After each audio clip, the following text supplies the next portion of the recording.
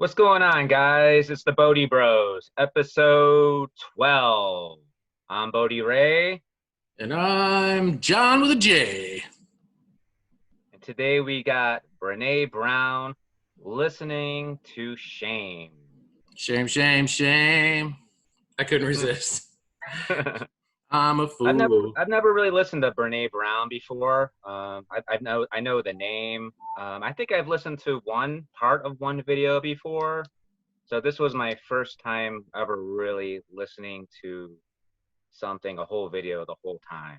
I think we both watched the same, maybe even the same part of the same video for our only Brene Brown experience. And that was at least, I think so. It was the power of vulnerability. Vulnerability. I can't say it today. I need to allow myself to be more vulnerable, and the word will spill out more easily. Don't shame yourself. Too late. I am the king of shame, by the way. So we'll get into that. But yeah, and that was her first, I believe, her first TED Talk. And there was a TEDx talk she did out in, where was it? I don't remember, some city. It wasn't like a TED regular talk. It was a TEDx talk. I thought I wrote it down. I didn't. It doesn't matter. But this was actually, I believe, her second TED Talk. And that followed up the first TED Talk, which really grabbed her audience and made her famous. That's what I kind of felt like. I kind of felt like this video, like I was watching a sequel. Yes. And I never saw the first movie. But at the same time, though, there were some good gems in this one. So I would say, recommending to our audience, I would say probably watch the first TED video first. You have to. And I never seen it, but I am going to go back and I am going to watch it. And I think that's probably better to start out with that one before you go to this one. You have to. But at the same time, though, watching this video, it's not necessary, but it's kind of helpful to I think, to know the point of reference of what she's talking about. I think so, especially if you have no Brene Brown experience. Start with that one, because she might lose you in this one, folks. This one is no Empire Strikes Back as far as the sequel is concerned. This might be Weekend at Bernie's 2. It might be Caddyshack Returns. I don't know. It was not, they usually say Little Mermaid 2. There you go. Like, why would they ever make another Little Mermaid? But anyway. Why wouldn't you? Well, I mean, if you do it right, but Disney did not do it right. I don't even know if Disney made the second one. But anyway, yeah, it missed all the magic of the first one, and didn't capitalize on where it could have went. In any event, this one doesn't really get started on the topic of shame until 6 minutes and 40 seconds in, and then she quickly takes another turn. This is only a 20-minute video, by the way, folks. It quickly takes another tangent turn to the left, and she doesn't really revisit and start truly getting into the grit and grime of shame until 10 minutes in. And so I would say, Ray, that's probably wise guidance there is to start with the first one, because she almost lost me. I'm like, nope, it's my job. I got to watch the whole video. But this seemed like a recap of her. I mean, she's got a TED audience here, man. And the first video got her 4 million plus views. This one has over 4 million views. It was like 8 years. I think the first one had, because we almost did the first one. Yeah. And I think you said you saw that one, because that first one had over 13 million views. Oh gosh. So okay. I'm guessing that was the first one, and then we were just like, well, we're like, we'll just do this one. This one has 4.6, so it can't be. It's got to be good. It's got to be hitting. Yeah. Well, it was 4 million views when she recorded this recording. Right. So that was like 8 years ago. So in 8 years, it's gotten all these other extra million views. So yeah. Just to be clear. But yeah, you're right. And I'm glad you found some gems, and I look forward to hearing what those are. I scribbled some things down, but I didn't scribble down much. So without any further ado, I'll turn it over to Yubi-Dooby-Doo. Well, I mean, one of the first things she talks about is vulnerability, being that vulnerability is not a weakness, that it's actually our most accurate measurement of courage. So if you think about it, every time we take a risk, there's always that feeling of being vulnerable. And what it made me think of was when I was first starting getting into the spirituality stuff. At first, when I was on Facebook, I used to post just crazy memes, crazy stuff all the time, videos, people lighting themselves on fire. Used to? Just stupid stuff, And then once I started getting this, I remember when sometimes I would share like a spiritual quote, or sometimes I would write something spiritual myself, especially if I wrote something myself. I do meditation, and sometimes I get these, I don't know if you call them channeled messages or whatever, but sometimes I would get this inspiration to write something profound, something spiritual, something like the stuff we talk about on here, And then sometimes I'd feel this like vulnerability writing it, because I'm like, oh my God, people are gonna judge me. And I would post it, and then I would just sit there like sweating and like looking, do I get any likes on this? You know what? I should just delete this. What are people gonna think? I'm just the meme master of this BS. Blaming death.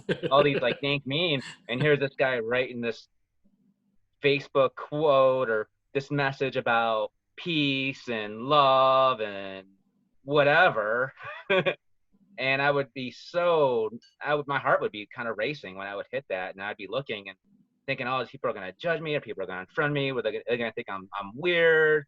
So, but as I evolve, I kind of embrace both sides. There's the side of me that's kind of crazy, and I'll post stuff, but then I'll post something like a quote, like a Brene Brown quote, or something of myself. And but back then I definitely felt that vulnerability, being authentic. So I was waiting for you to drop the A-bomb on me, man. Yeah. And there was. Yeah, because that's what it sounds, where it sounds like your journey has led you. And that's, I enjoy that personally about you, man, is that you have these sides that you don't bulldoze, and you let out when they want to come out and play, Right. Right. Yeah. And they're all very enjoyable. I like happy Ray. I like sad Ray. I like sassy Ray, and I like quiet Ray. I like all the Rays, man. All the Rays. You're like a son to me, man.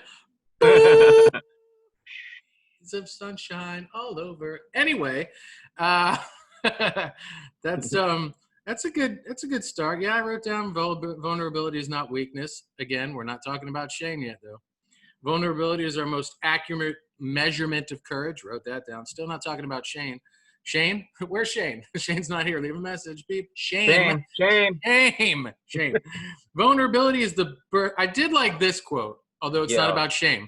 Vulnerability is the birthplace of creativity, innovation, and change. That's a gem that I pulled out for sure. Yeah, that's definitely a gem. I like that because I've experienced that. I've experienced the deepest connection, the most profound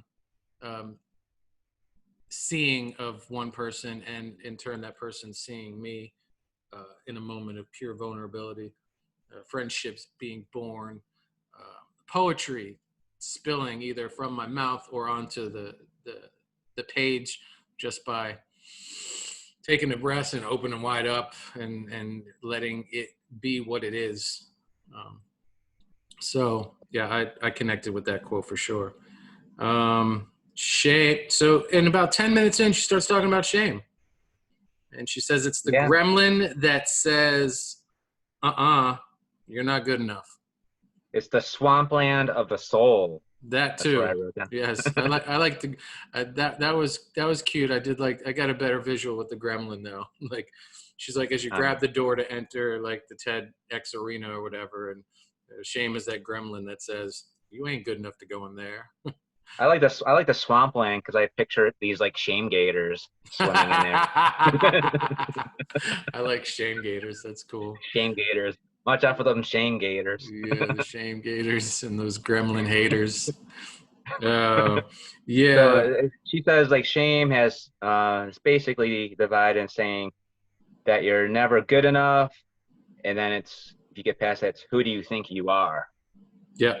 Kind of the message of that voice. And I was thinking too, and she goes into the gender splits of men and women, how we both experience shame. It both feels the same way, but there's different, I guess, society conditions that bring about shame differently between men and women.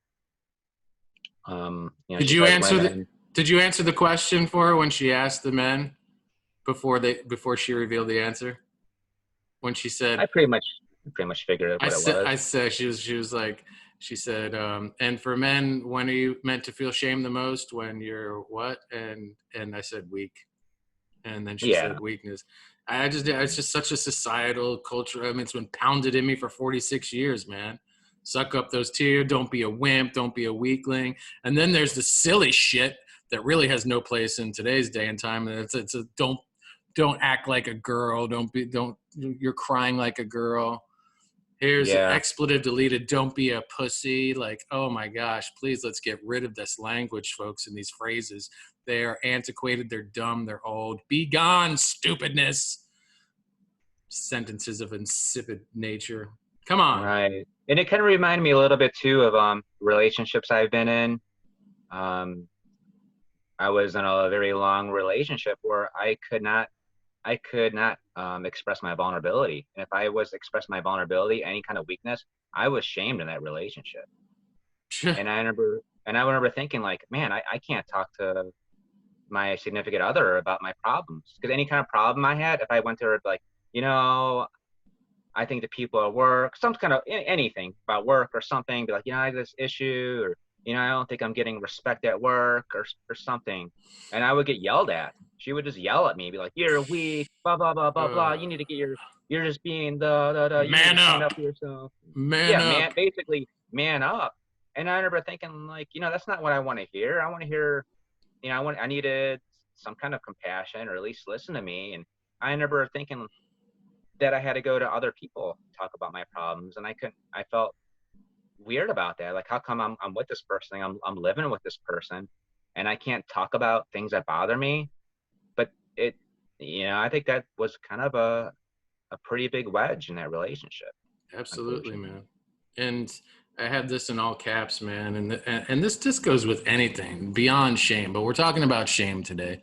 And the greatest gift that you can give anyone through any emotion is just really sit with them and allow them to express it and feel it without any agenda to change it or make them feel better or any of that nonsense. Just Right. allow someone to be in their shame, to say it, to feel it, to share it, and to you just hold that sacred space for them, and allow them to be vulnerable, and reward them with support and non-judgment, and in a way that they've probably never experienced in their life. Most people haven't, at least, unless they've had incredible friends or great partners, or the rare event, a blood family that just got it decades ago, instead of just getting it now.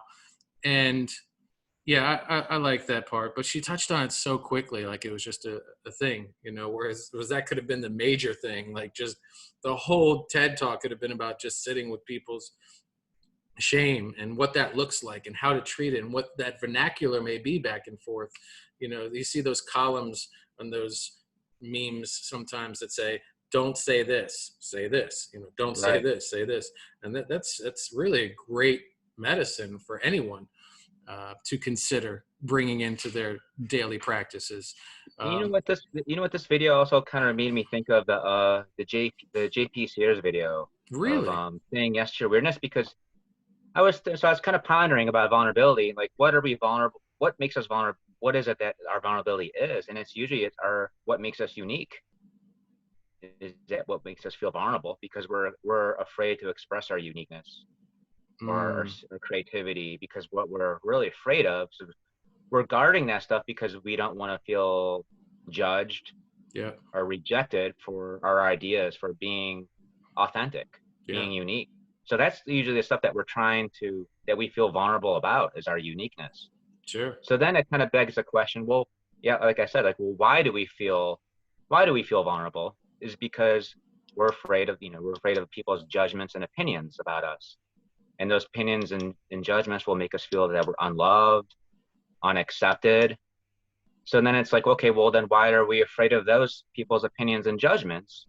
And what I got out of it was just that, if people tell us that, if people judge us and say that we're unworthy, we're unlovable, that makes us feel that we identify with that.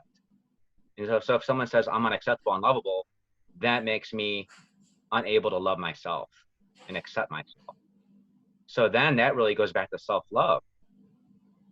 So when you love yourself unconditionally, you have the unconditional relationship with yourself, is loving yourself, I think the fear, the vulnerability starts to kind of dissipate, because other people's opinions of you don't really matter, because nobody could really nobody can make you unlove yourself at that point.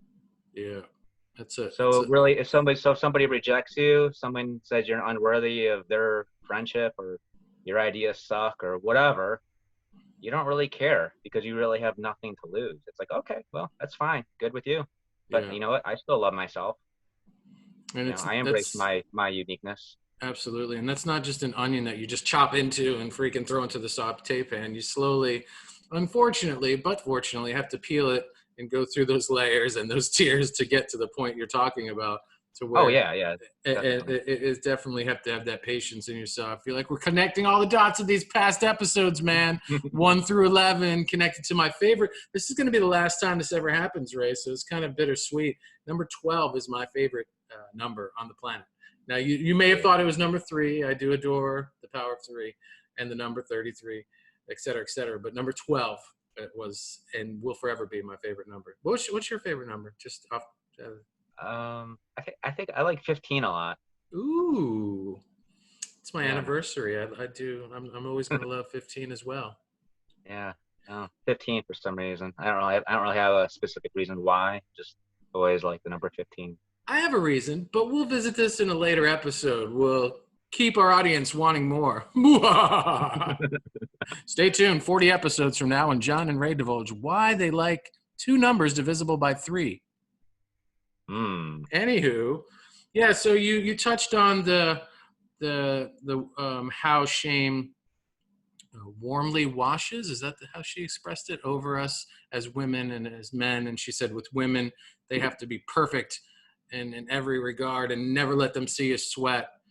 And with men it was, and then there was this list of things. And for men it was just weakness. And violence was on there too. Oh, that's right. Violent. Oh, that's right. Oh, in that list, I'm confusing the list. You're right. It was about the job and status and like something else over here, and then violence. And I was like, why is violence in there? That's a prerequisite to being a man. Like I have to be violent. That's that toxic masculinity bullshit, man. I guess so. And in the same breath, visiting what I talked about earlier, that's, we're grown up. As at least when I grew up, where I grew up, how I grew up, and a lot of us grew up, it was that we were trained that women were inferior and stuff. And that's why I was saying, like, you act like a girl, you run like a girl, you throw like a girl. Man, there are girls out there that throw a whole shitload faster than I ever threw. And I was a prolific baseball player. Further, faster, stronger. Like, we are all mighty. We are all weak. We're just a little different, men and women.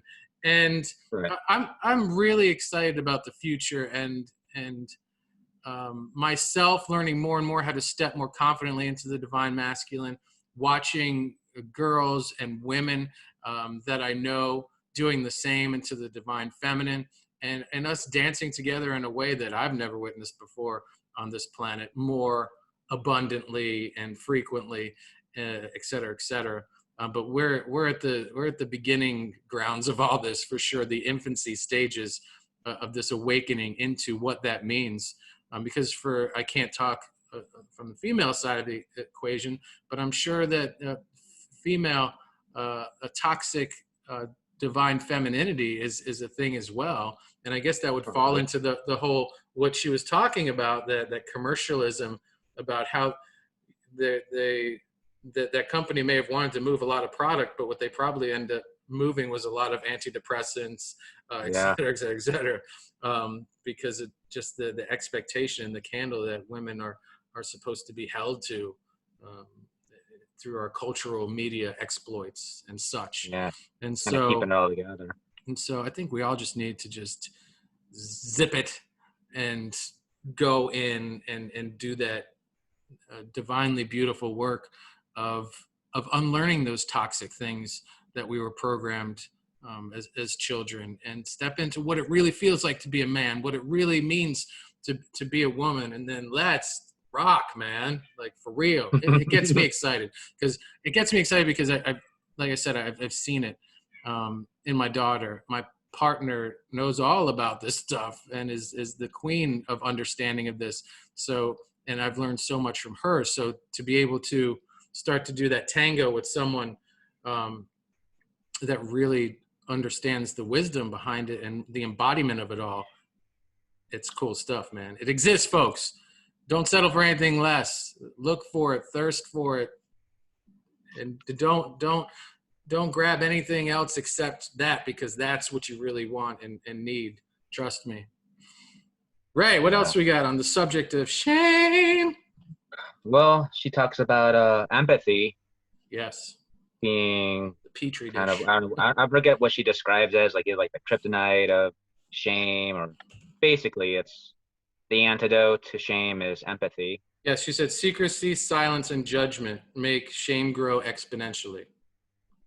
Yeah, definitely. Empathy is the antidote. Empathy, and how powerful it is, just like you said a bit before, about holding space for somebody, being open-minded and open-hearted, and maybe sharing something that relates. And me too, relating to, we could all relate to shame. We could all relate to a lot of those feelings, and just keep an open heart to people. And we could all show them that you're not the only one who feels this way. We all carry this shame. We all feel this, all these feelings. So I did like that she took a moment to point out the difference between shame and guilt. I think a lot of folks, myself included, maybe don't have the best definition or how to separate them, and that's important when you're starting to work on cultivating self-awareness and really tracing back where these feelings come from and how you want to integrate them moving forward.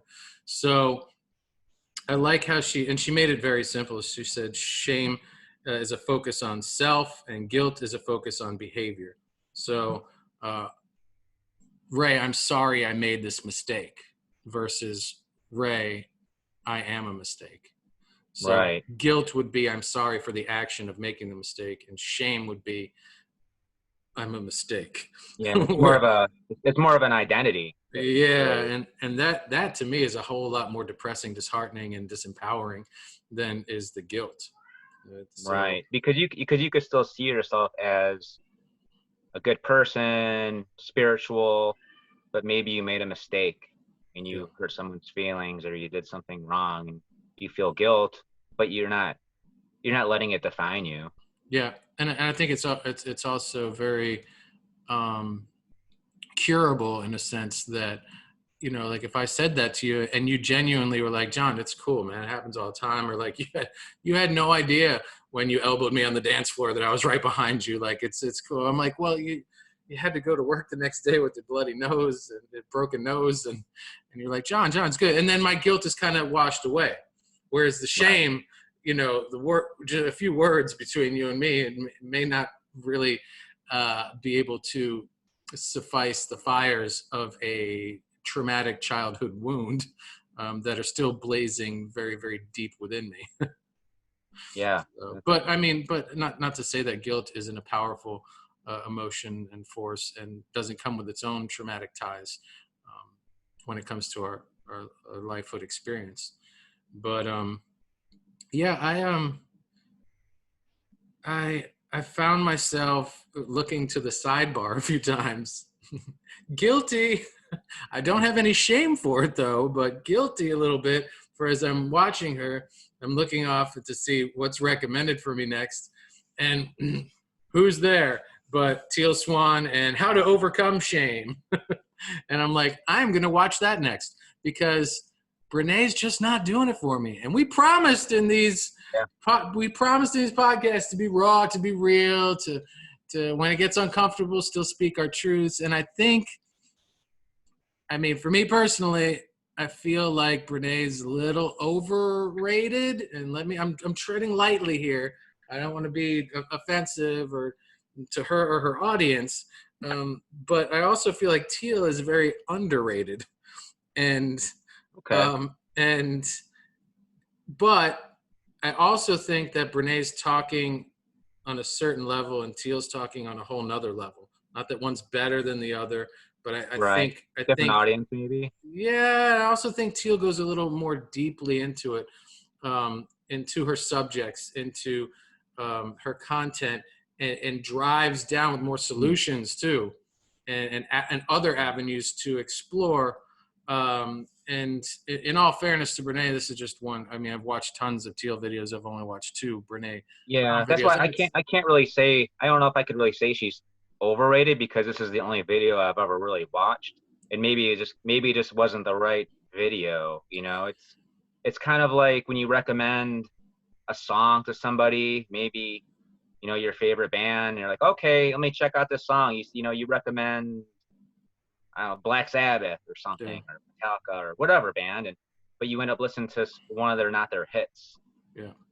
Maybe it was just maybe it just wasn't the right video. I feel like Brené leads you to the door of vulnerability. She leads you to the window of shame, but Teal grabs your hand. She goes, we're going through this, or are you ready to jump? Let's go. So when I say overrated, I just mean like, she's got a lot of followers. She's got a lot of fans. She's got a lot of people paying attention to what she's saying, whereas Teal has quite a bunch, but not as much as Brené. And again, it's not a competition, but I feel sometimes Teal is shortchanged because she really deserves that attention because she's doing some incredible work and taking us to some very deep depths that maybe a lot of people just aren't ready for.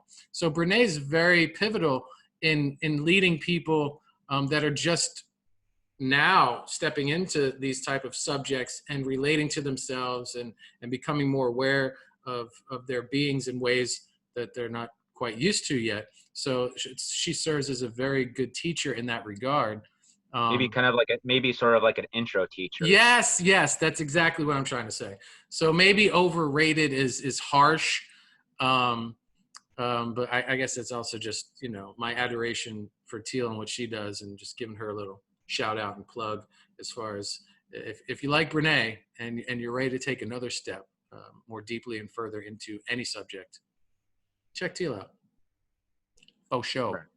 And I'll drop the link to that video because she does blaze through, and she does this in many of her videos. So it kind of reminds me a little bit like, maybe somebody getting into metal, and they first metal stuff, they get into Metallica. And they're like, oh, this is great metal. And it's like, people in the hardcore metal community were like, that's too commercial.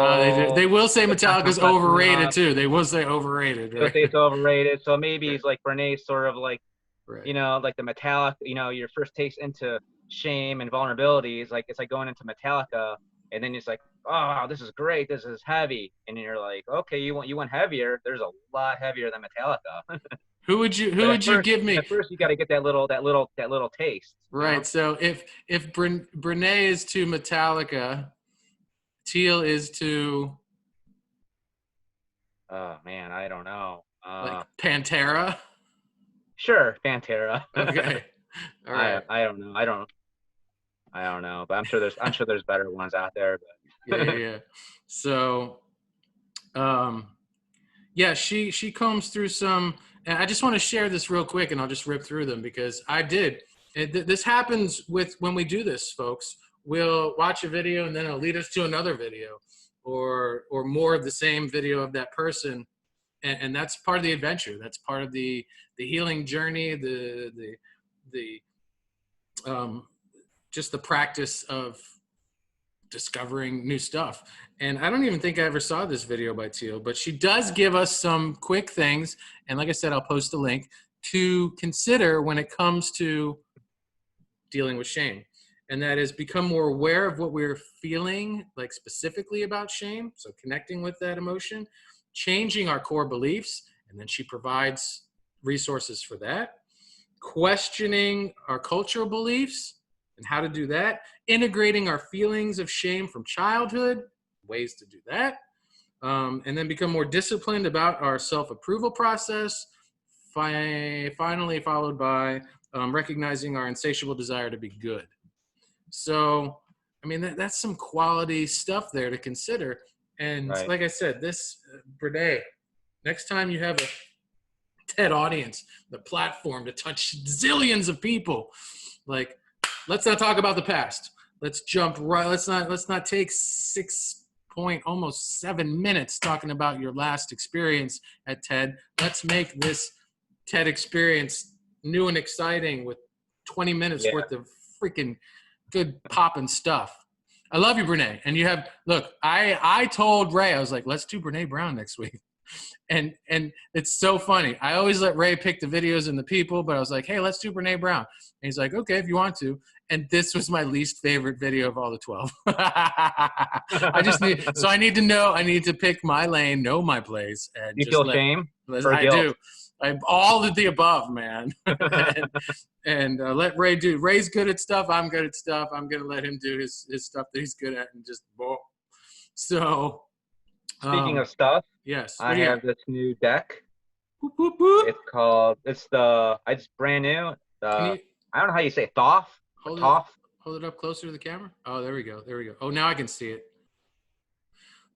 That's some really sexy looking artwork there. Yeah, it's by Mr. Crowley. Bum bum bum bum. What went on in your head? So it's a tarot deck, but from what I've read, it's probably one of the most advanced hardcore tarot decks that you could possibly get. And there's people who devote years to this deck. So how many cards is it? I don't even know. Is it officially a shit ton? 78. Oh, that's a thick deck. The only thing though, it doesn't come with a book that explains it, so I have to look it up on the internet real fast. What? There's a huge book you can buy. I mean, it's a huge book that explains it. There's videos on YouTube, but it doesn't come with the traditional book that tells you the meaning of each card. You got to buy that separately. So you're gonna pull a card for us, and then when you do do a quick Google search. Okay. So as you do that, I will fill the void with some housekeeping stuff or whatever. Oh yeah, So this is going to be a card for the collective consciousness of everyone listening to this program, whether you're listening it this week after we just put it out, or 5 years later, 12 years later, 15 years later. Okay, let me get into the Bodhi zone here. Oh yeah. Step into the Bodhi zone. I don't know where that came from, what you channeled to bring that out. I like it though. All right. Got a card. It is the Hermit. Lift it up a little higher. Wow, they're such pretty cards. They're really pretty cards. Yeah. All right, so you're going to look that up? Yes, I'm going to look it up real fast. Shouldn't take me very long. Sure. While you look it up, I'll talk about a few things. We are 88 strong on the YouTube, which means 12 more subscribers, folks. 12 more, and we get to have our own unique URL. So instead of youtube.xyzpqlmnop74995 or a hot route Omaha, it would be youtube.com, the Bodhi Bros. Very sleek, very sexy, very nice. So we would love to get there. We need 12 more folks.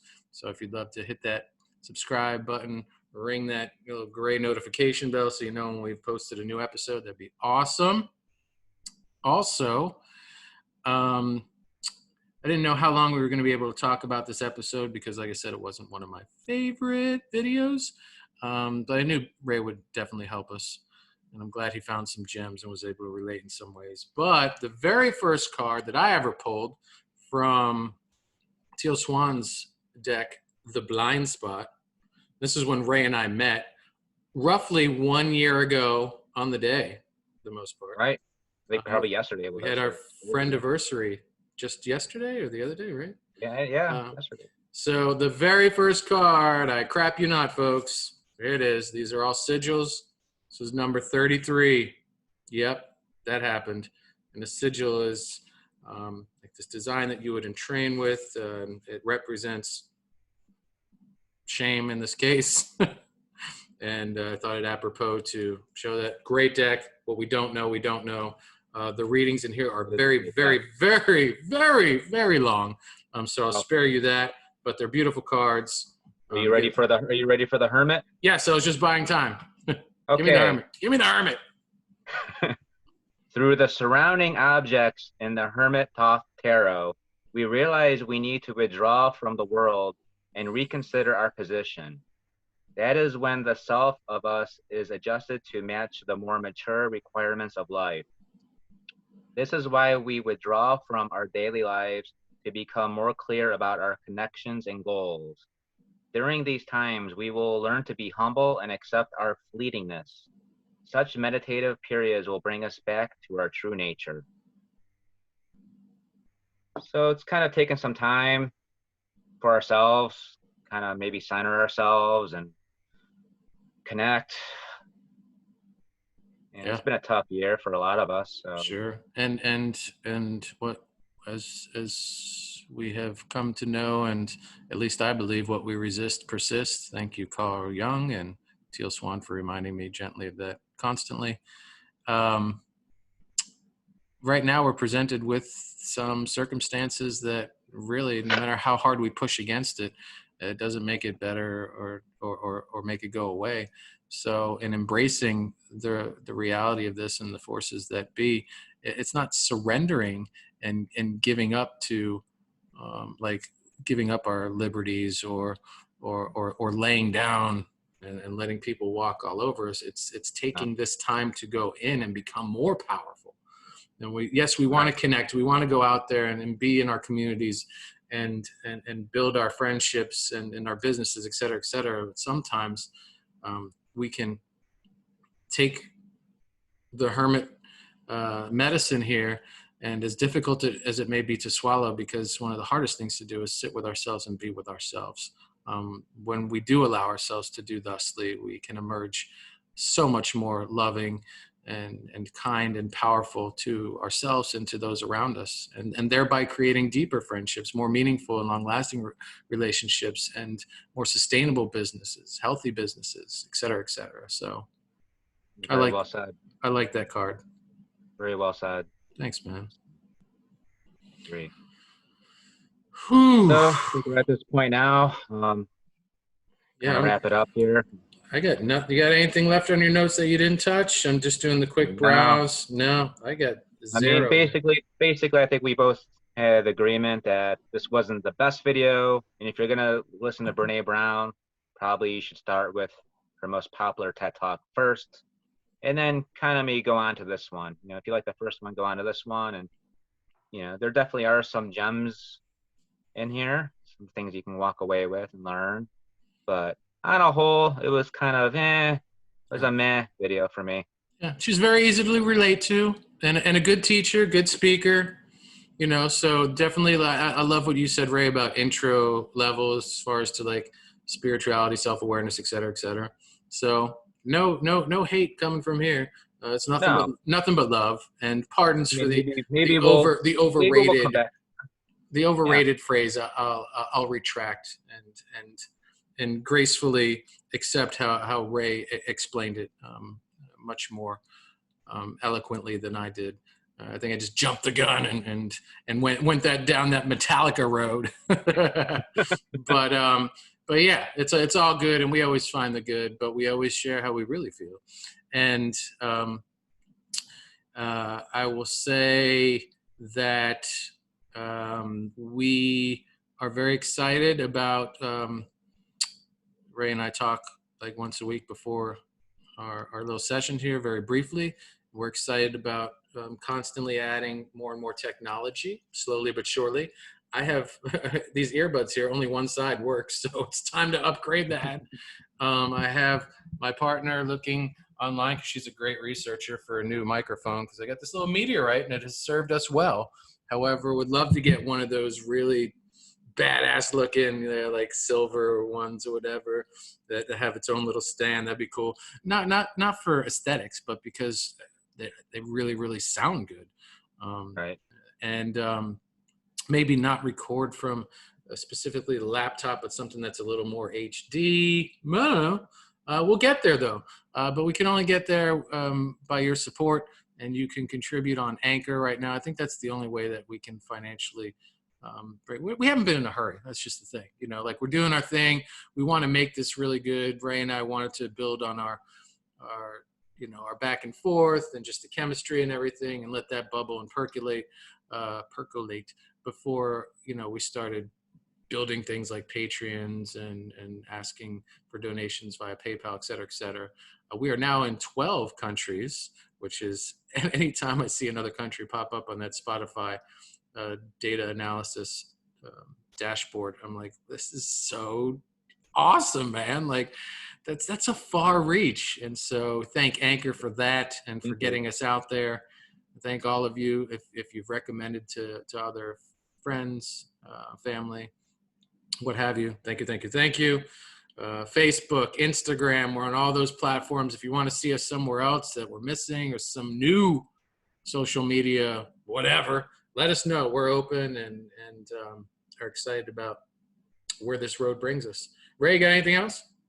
Like I've said before, every episode, let us know if there's someone out there that you want us to cover.